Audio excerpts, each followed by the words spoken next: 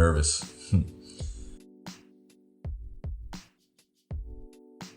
This is going to be a tough video for me to share. I'm bringing it back all the way to when I first got into fitness and what motivated me, why I failed for so long, and what finally really made things click and helped me to commit. So when I first started my fitness journey, it was not for the healthiest of reasons. I'd always had some connection to fitness and to the gym. When I was a little kid, my dad would always take me with him to the YMCA and, try to get me involved, try to get me to do some stuff. And yeah, I would do it and I would participate, but really my motivation was to go home. I was just waiting for him to be finished so I could go home and watch cartoons or play with my friends or whatever. In middle school, like late middle school, early high school, gym class started to become something a little bit more involved. Like we had to wear a uniform and it was just, some exercise shorts and like a dry wick shirt.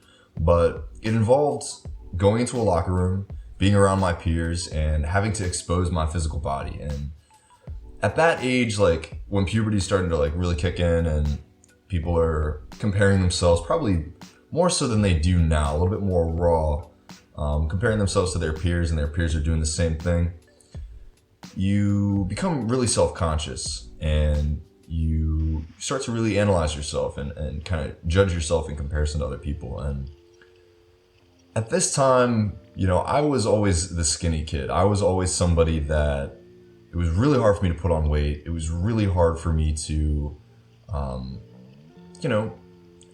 had a lot of I was a bony kid. Like I had these crazy like ribs, right?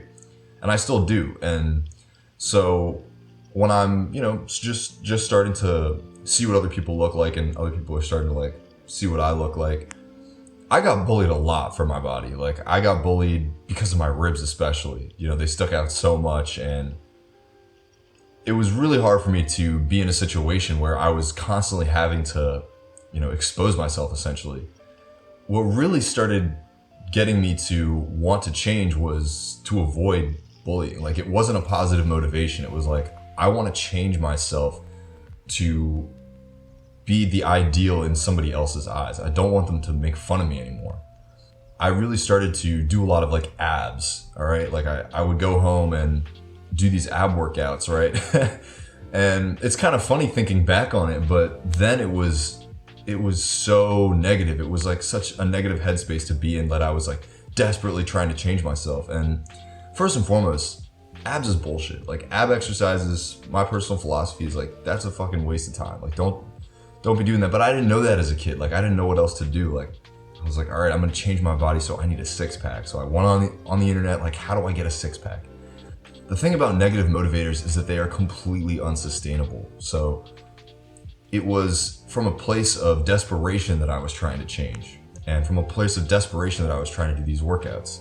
When I got in a negative headspace, when things got so hard that I was I need to change, that's when I would work out.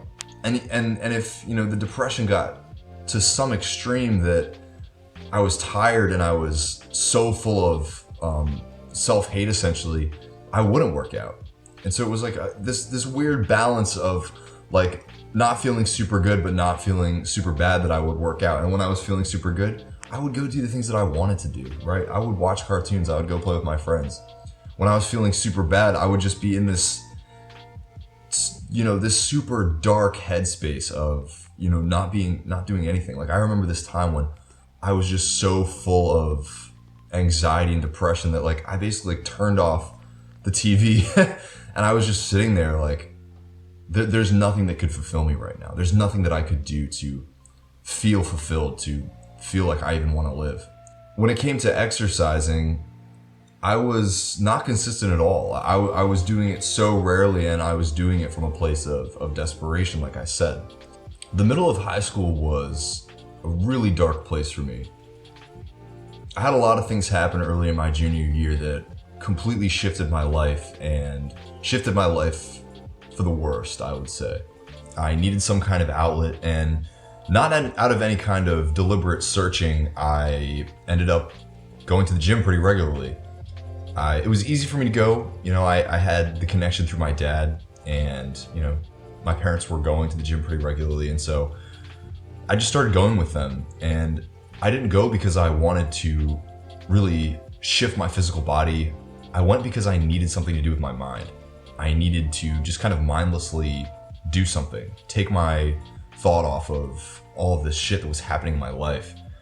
And so I just started sitting down at these machines and doing reps, and I would work out for a long time, hours and hours and hours. And with my clients now, I don't recommend working out like that. I don't think that extremely long workouts are effective. I don't think they're efficient. I think at this time I was simply doing it to occupy myself. This comes back to negative motivators. I don't think that this was the healthiest way to go about things. I wasn't working out efficiently at all. But over time, I started to notice change, and I started to notice that the gym was no longer a chore for me. It was therapy. It was somewhere that I could go to escape life, to focus on muscle movement, to have that mind-muscle connection that is so powerful in changing your thought process and changing how you motivate yourself. With time, though, I started to see results, and I started to see my body changing in ways that I really liked. It helped me to kind of feel good about myself, and I started getting compliments from other people that kind of reinforced that. Like, wow, this is really something that is powerful, that's helping me out a lot, and not just mentally to distract myself, but also it's showing me how to work hard, and it's showing me how to kind of create this physical confidence that transfers into other areas of life. Creating positives in one area of life really helps to transfer to positives in other areas of life. Ultimately, this thing that started out as a kind of a negative experience, all these negative motivators that I had, slowly but surely I was shifting into positive motivators that was really snowballing into my whole life. I don't want to say that at this point my life just became this, magical fairy tale of positivity. That's not the case at all. I think between the bullying that I experienced early in high school, late middle school, to the hardships that I experienced later on in high school from, family struggles, financial struggles, all of these things kind of created this deep sense of desperation that I felt to change my environment, to never be comfortable, really. I ended up struggling with a lot of things like using vices to stay away from my reality, to kind of escape this feeling of escapism, using things like substances, like sex, to hide from this feeling that I really was not comfortable in my own skin. While I did have decently healthy workout habits, they still weren't really rooted in positivity. They were still kind of motivated by desperation. I would still look at myself in the mirror and say, you're too skinny, you're not big enough. And so that would prompt me to go to the gym, or prompt me to make a ton of food and binge eat, basically. One day I would work out a lot, and the next day I wouldn't work out at all. One day I would eat a ton of food, and the next day I would barely eat any food at all. The days that I would eat a ton of food, it probably wasn't the healthiest food. It was probably just like a bunch of cooked meat, or like a bunch of junk food from Subway or something. Like I would just go to Subway and order like multiple meals and just eat them. And then literally the next day, barely eat anything at all. So why am I telling you guys this? I understand when people say that they don't know where to start. They don't know what the first step even is.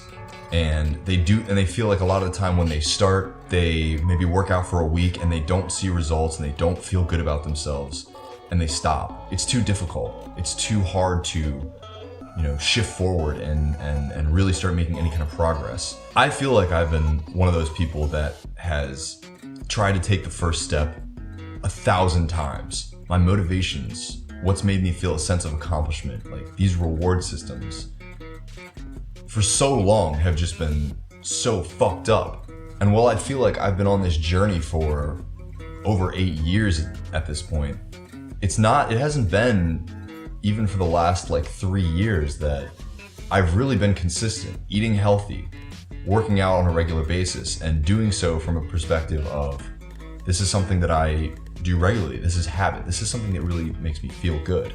If you want to make a major shift in life, you need a strong enough why. You probably already gathered this, but when I started working out and when I started trying to change myself internally and externally, I was doing so from a position of self-hate, basically, of despising where I was, despising who I was, and wanting to be somebody completely different. When I changed my motivation to something positive, when I changed my why to self-love, to wanting to love myself, to having loved myself and wanting the best for myself, that's when the best results came. That's when the results started coming faster. They started coming, more consistently. It wasn't just the external results, but it was the internal results as well. It was how I felt about myself. So when I started coming from a place of loving myself and wanting what was best for myself, that's when everything changed. That's when everything became so powerful, and I really started to feel like I was a G, like I was the champion, like I was the hero of my own personal movie, which is my life. If we do things from a place of despising where we are right now and having zero appreciation and no gratitude whatsoever, results are not going to come. They might come in small, sporadic, bursts, but they're not going to be consistent, and they're not going to be powerful, and they're not going to be the true results that you want to see. If you want to transform to the best version of yourself, you have to start by loving who you are now and wanting what's best for you. When it comes to any physical transformation, whether it be shredding fat, whether it be putting on a bunch of muscle, whether it be becoming a badass distance runner or being able to lift 500 pounds off the ground in a deadlift, having perfect nutrition, knowing exactly how to train, knowing exactly what exercises to do and what kind of sleep balance, all these things are important, but they are secondary to consistency, and they are absolutely secondary to having a positive motivation and wanting what is best for yourself. At the end of the day, my life has happened the way it's happened. I can't go back and change anything. If I could go back and tell my younger self anything, it would be stop listening to the hatred. Stop listening to the people that want to live vicariously through you. Do what you want to do. Do what's best for you. Try to feel how you want to feel. Try to act how you want to act. If you want to look a certain way, absolutely go for it. Stay consistent, educate yourself, and stay focused. And stop letting yourself be distracted by all this other bullshit, because people are always going to talk. It doesn't matter how big you get. It doesn't matter how skinny you get. It doesn't matter how far you're able to run or what you're able to hike off the ground. People are always going to hate. So you have to be able to listen to your internal locus of control. You have to be able to listen to that beacon that's inside yourself and say, no matter what obstacles come up, no matter what other people are saying, I'm going to stay true to myself. I'm going to stay focused on my goals, and I will win. Guys, out the mud, out of the hardest situations, be it financial, relationship. Man, people live in food deserts out here, even in Maryland. It's crazy. The truest indicators of success are not how much money you have. It's not even who you know. It's not what access to information or other kinds of education you have, or what kind of food that you eat. It's none of that. It's inside you, okay? It's are you willing to stay focused? Are you willing to be strong from the inside? Because what is built inside is what will manifest outside. We are all gifted with the exact same resources from within to manifest the perfect version of ourselves, okay? We can walk in whatever shoes that we want. While I may have garnered, different physical results at different stages of my progression, I have started at square one mentally so many times. I don't want to be cliche, guys, but if I can do it, you can do it too.